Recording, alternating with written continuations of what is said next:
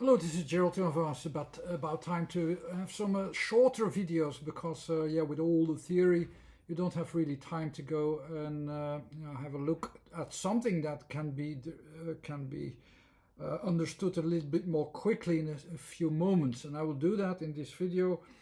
Um, I will show also once again the idea that every word in the usage in language and so on, they deal with certain factors that we just like, not only like with the grammar, that you have a subject and something is an action and something is referring is a reference point and so on.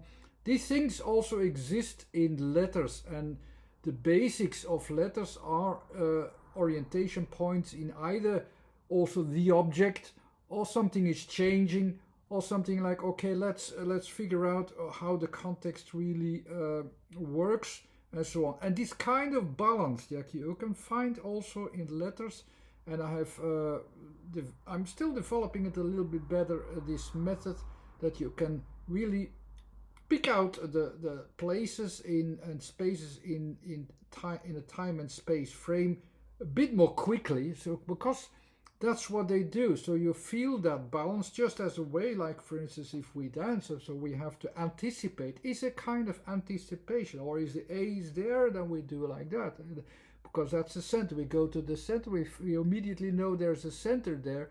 If an A is there, we already mean, okay, it needs a little bit more time here, so where's the time going? We do these things a bit unconsciously, and I can change that into a method that is much more easy.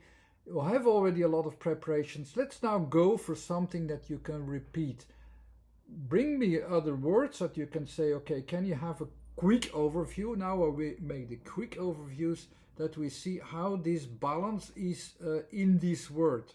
And I will use just one word, the cure, which I will have the letters put into the environment in its rightful place in time and space, how they are in balance. So that's what it is about. And also compare each letter, its positions in the numerical system. There's also an order there, and you have to practice a little bit to interpret it, like if it's in that position, it means that. And then you can make the puzzle actually a little bit more easy than with all these calculations that I did before. It will be a bit more simple. But I had to work on it to simplify it. I'm doing that, and this is the result. And the simplification is possible because I split the kinds of focuses that you use upon letters. There's a focus in one point, which is always referring to objects, to spaces, to the space, to the spatial reference, and so on. When you have something that moves and changes and so on, and you start to compare, it's a comparison also between your opinion, my opinion, between the preparation, between the condition. All these things need timing. They all have different letters. There's a different orientation. So I split them a little bit. And then you have this open context in the end, which I sometimes have to make a bit more clear as well, how they are used, and I'm still learning to use them better. I think I can do that already better, and maybe from this video onwards then, let's say. And okay, let's have the word cure. So let's first also explain what I do. It's actually very easy to put the word into that system. You have three positions only, actually three levels with positions.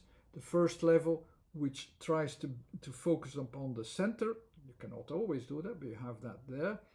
You have this double focus, which is about timing, before, after, and the background focus. These three focuses have all their letters in their kind of balance, with a starting point in A and an ending point in X.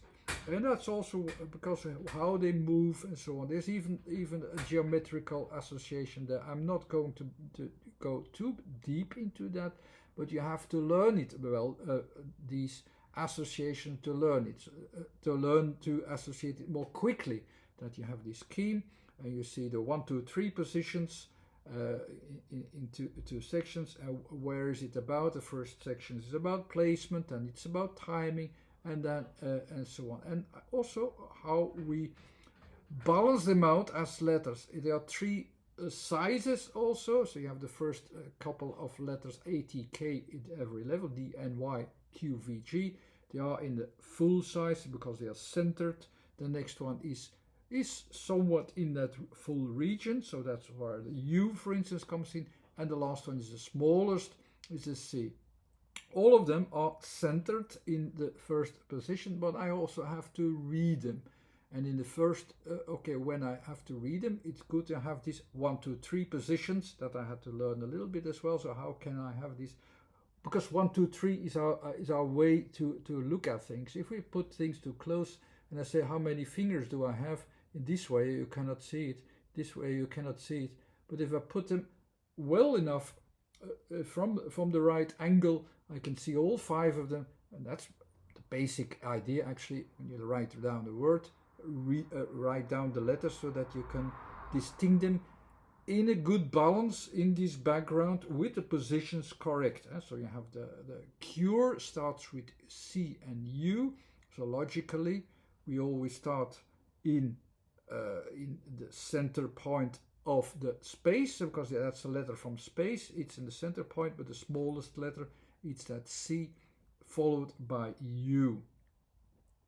But then of course I have a problem already in organizing it, because then the next letter will be R and then E. It goes back. I can't make an order very well, so yeah, I have to use tricks in a certain way. I have to use tricks. And what is this trick about? This trick is about, for instance, when I deal with something that has timing, for instance, and it is a focus that is very important. Okay, and it says like, okay, I have to prepare, for instance, something. Then of course all the things that you have now, they should be prepared to have the definition. So also there it can be understood that when time is involved anywhere, you have to see the timing well, and everything that is before the timing, it's almost like that is the preparation for the timing, or the timing can be followed, if there are other letters, that after a timing you have something that is produced, and so on. Here I have the problem in writing it down, so the I don't have much choices in putting the I can put them in the first place, I can put them in the second place, and that's more or less it. I can reduce the size maybe a little bit so that I have a little bit more room.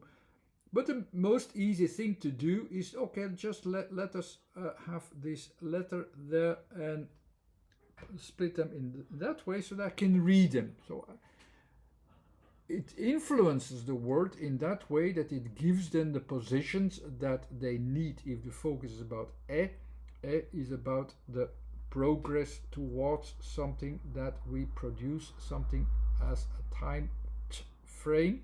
That's what you already know. So C and U has to come first, and then the R and E. And I do it like this. I have, so now I can read cure. They are in the right sizes. Although I could eventually also reduce the size of E, because it's the second part is about the formation process. At the same time, it is forming itself in the second position. It's going towards something in the second position, is going towards something which is forming itself in as a form in time. So I don't think it is really absolutely necessary, this size. It won't change the reading, it won't change the order, it won't change the thinking behind it. So I'll keep it without it. So, but how do I understand this idea that is now written down here as C, U, R, and E?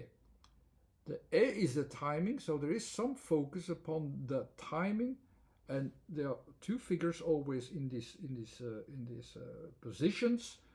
And they are a reflection of, with timing you have a starting point of timing, like the preparation, and then you have the conditions where you actually make the things, and the E is in that position and it fits there. So we already know there will be some focus in this balance, with the U about preparation and about the E of what is, yeah, the conditions to make this happen. And now the other letters will describe how this is done.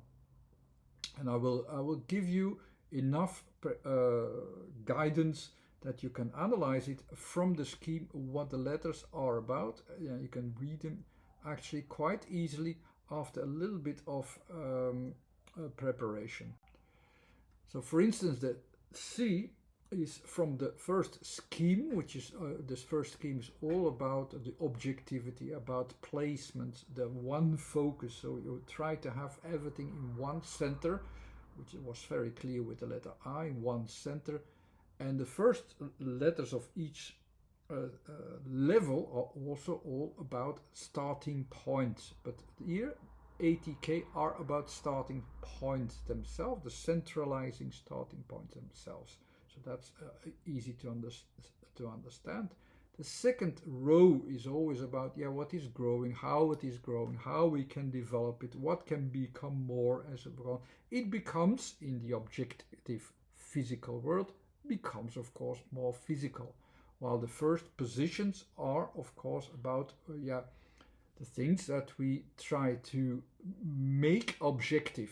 So this, in a way, because we know we make it a bit relative and learn gradually that we have to look at more things in our objective to make it even more clear. But we start with the realization that we start from the beginning, from what we know, or at least think to know, and have to balance it out a little bit to keep this, I think that I know what I see, to keep this running. But more, of course, because in this whole system it will be more and more a danger zone, that's in the last category, that can we still keep up the center position. And of course the last section will be about centralizing that center point position again once more, to be sure that we keep the things that are not hanging together very well anymore still together. That's the mindset which is in the C. It happens very quickly. It's that balance. It's the same as that the balance, like in a dance. It is that. So again, we have the C. It's in the object orientation, and it starts already by realizing that we do not know all these things so well. We do not see this so objectively anywhere. So we concentrate even more carefully to it, that we have at least a starting point that will work for it. And of course, when we use a word with C, it will also talk about the conditions that it can still work, because it's already deviating. Our attention is deviating. So it creates that extra point of attention, which is in C, that we know already, we have to be very careful that we continue to see an objective viewpoint. And I already said a few words with C, which makes you understand these things better. So that makes it already clear what the C is about. And because of the placement that I have, you have now C, U, R, and E. The A has that stable position there, the R has that stable position there. The R, in fact, you could choose between three positions, but here it is readable, so we choose that middle position, and that middle position is in the position of the now. All what is beforehand is about the preparation, the first person, the preparation. And what's even there before that, it's actually what might not even be there yet. So something might be missing, or it's all what was there beforehand. There are conditions beforehand which we concentrate upon to know them better beforehand. We pay attention to them, we centralize them. And then the U will explain what we do with it in this preparation. So I will take the U. It's also in the system again. So we know already, okay, we were very sure what we had in A. yeah, in T we had the position, and in K we had a little bit of mindset already in that position. The center point is a bit doubtful, so we deal in U. That I'm already thinking about the logic what that was going on. So we take in U the things that we know, that we understand, and we develop that part, and some things are in development. And that's what it is. So some things are given attention, that we know that we have them already. Some part we might not have yet or are in development, but we have already some material to work with. It's the second row is always about that material that is developing, and that's with as a center point. It's the center point of the material that we can work with it. The things that we know. These are we know. These are the things that we know. So we check what we already have, what we know, and there we start from. That's the basic mindset that is used in U. So we have already two letters.